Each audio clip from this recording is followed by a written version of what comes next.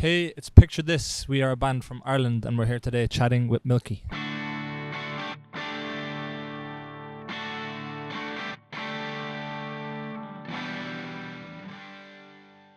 We are all from a small town in Ireland called Athy. It's like 10,000 people. And we have various like family connections. Our brothers and sisters all kind of went to school together, and everybody where we're from kind of knows each other. So we all grew up either friends or knowing of each other. The three boys all played in like metal bands and stuff together. And then I took up music a little bit later and we started a band. Myself and Jimmy started Picture This and released a song called Take My Hand that went viral pretty much overnight locally. And then ever since that, it's been kind of a rocket ship to where we are now.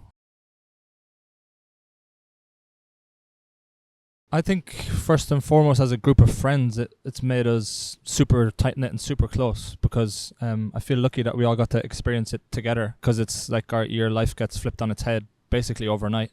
And I think for me, if it was a solo project, I would have felt really alone, and I feel for solo artists sometimes in that way. So it kind of compounded our friendship as a group and as a band. It kind of made us bulletproof in a way, because when you experience such intensity so quickly, you're kind of ready for anything. It wasn't a slow process, and you just kind of have to lean into it or else it will take over you. And we really leaned into it and just allowed it to be a tailwind rather than a headwind.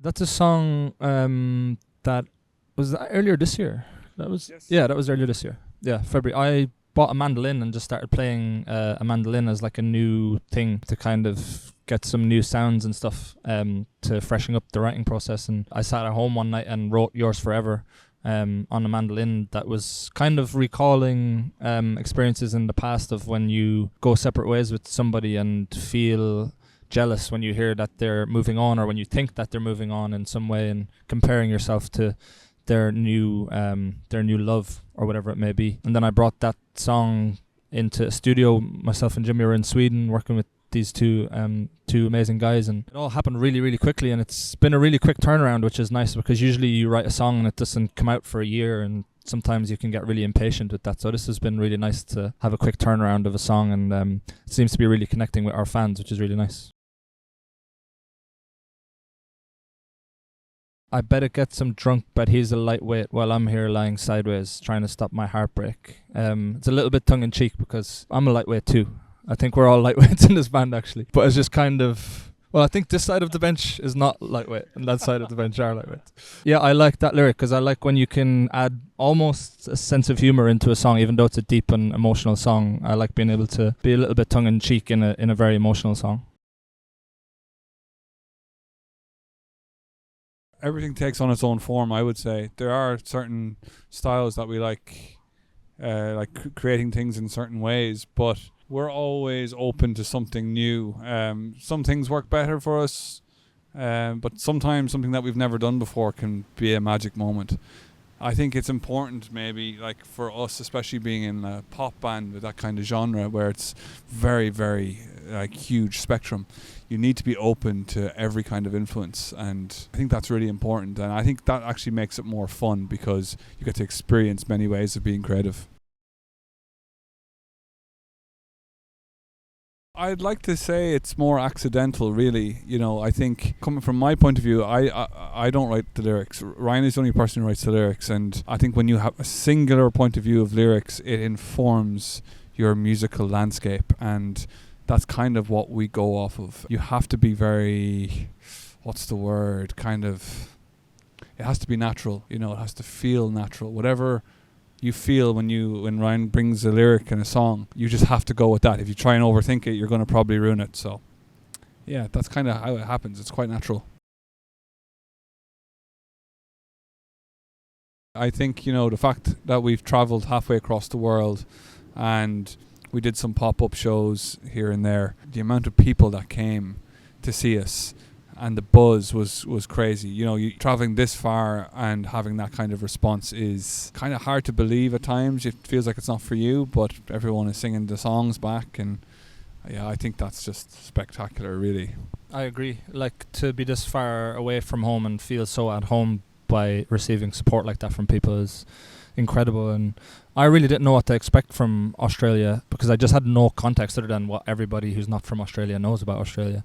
But I've really fallen in love with it. I think we all have, and with everywhere we've been, it's just been amazing. We started off in Fremantle and then made our way through Melbourne and Sydney, and it's just all been really incredible. The people are cool as fuck, and it's just a great vibe. And then this morning we saw some whales. We went whale watching, which was an amazing experience. You know what? It was a really humbling experience actually when you see something that powerful and beautiful and kind of reminds you that we're not in charge at all, and Mother Nature is, which was a nice experience. You know what? Last night was fun. We did South by Southwest last night, and it was the first time in years. That's the cool, charming thing about South by Southwest is you don't know how many people are going to show up. We played to like 20 people last night, and it was fucking amazing. It was so much fun, and it was a reminder of why you do it. You know, because you can get comfortable. We've played to I don't know how many 100,000 people this year in Ireland in the last 18 months, and to come over here and to go back to your roots, it felt like a kind of reimagining of our roots, and some of our favourite memories are those early days when we were playing to like nobody, and it feels amazing to do that again in a weird way.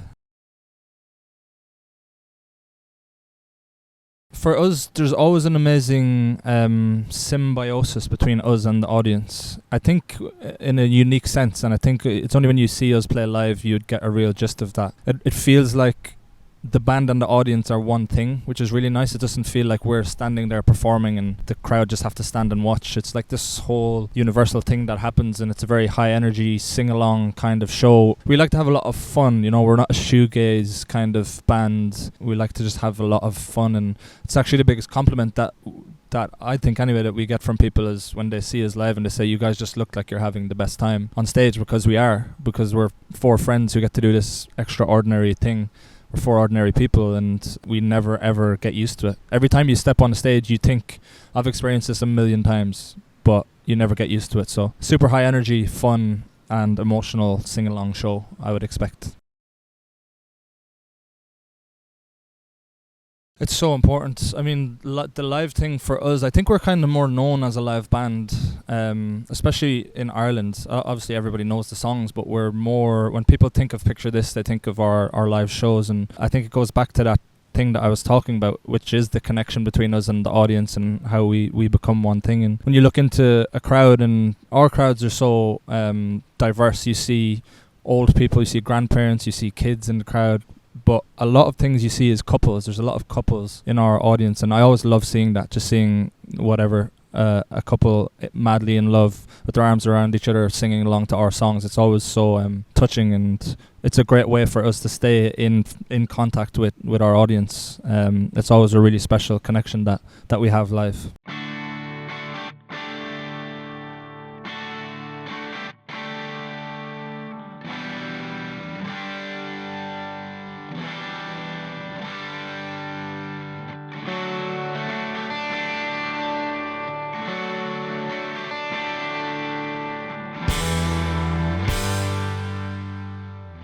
I'd say 1975. John Mayer. I think in recent times, Closing Time by Tom Waits.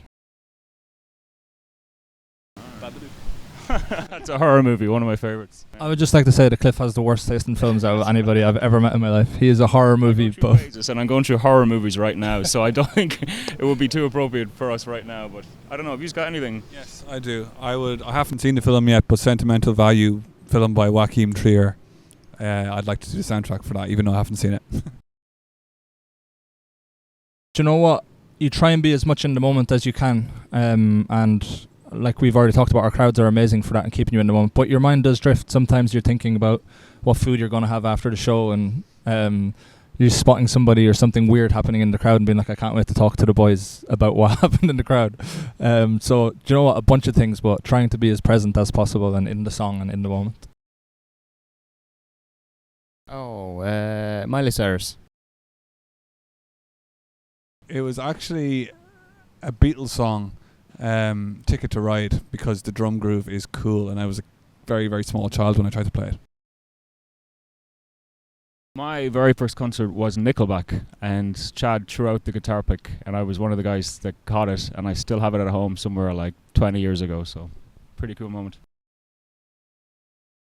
I saw Oasis this year, and it was my dream to see them. They've been the biggest influence on my life, stylistically and musically and everything. So seeing them together in the flesh blew my tiny little brain. Backstreet Boy. I'd actually say Spice Girl, because I don't know a lot about them, and they're from our side of the world, so maybe. I'd like to be a Spice Girl. I just feel that in my soul. I don't have an explanation for it. Yeah, same. I was obsessed with Victoria, Posh Spice, and you got to hang out with David Beckham and also. That is an amazing question. Does anybody have any answers off the bat? Or am I? Boy, yeah. I guess I would be tattooed Spice probably.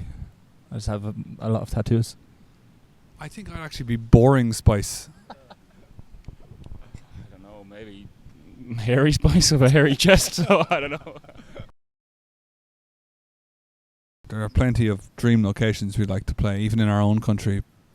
We've always said Madison Square Garden is a good one, just because Red Rocks in America, Wembley Stadium, there's tons. I think the more scenic locations are amazing.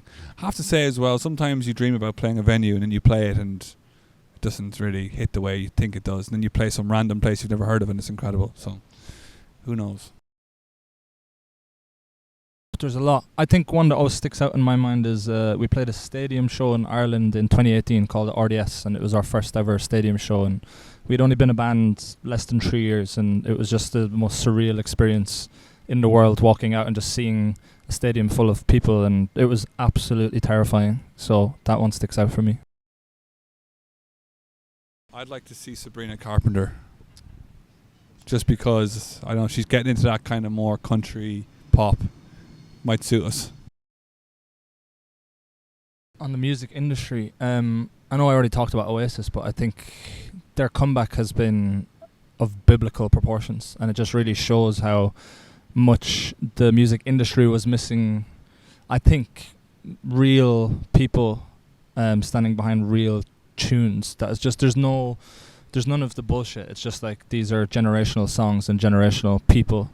And I think there was a part of the music industry there is that today, but there was a big part of the music industry that was missing that. So I think Oasis have had a huge impact in the 90s and again on the music industry. They've done it twice. I'm actually always thinking about this, because I'm always thinking, what am I going to say to myself, or what am I going to feel in the future? But recently I'm always thinking, really slow down and make the most of it. With life, especially like personally and stuff, is changing very quickly all the time, and you don't have a moment to kind of just soak it all in. Our lives are extraordinary, and I need to listen to people more who say that they wish they could do what I did. The Outsider or The Stranger, whatever you call it, by Albert Camus, is a life-changing book. That book just sits in my soul every single day of my life. But I also have to say Just Kids by Patti Smith. There were two absolutely mind-boggling experiences reading both of those books. I could talk about books forever, but those two changed me as a person, I think, and would change most people that read those books. You Were Always on My Mind, Willie Nelson version. Really a random one, but a song called The Curtain by Snarky Puppy. Desperado by the Eagles. I'm going to go out on a low note. I've personally always been a musician. I'm very lucky that I can't remember not being a musician, because I was very young.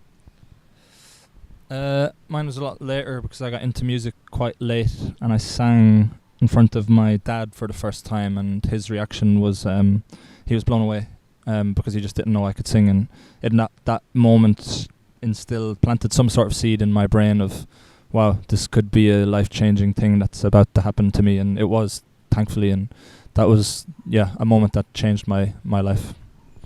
For me, was hearing Nirvana, Smells Like Teen Spirit. I was just so blown away that, like, in my house, I suppose we would have never listened to like rock music or that type of genre at all. And then a few weeks later, my cousin came down and was able to play some of the songs from that record on guitar.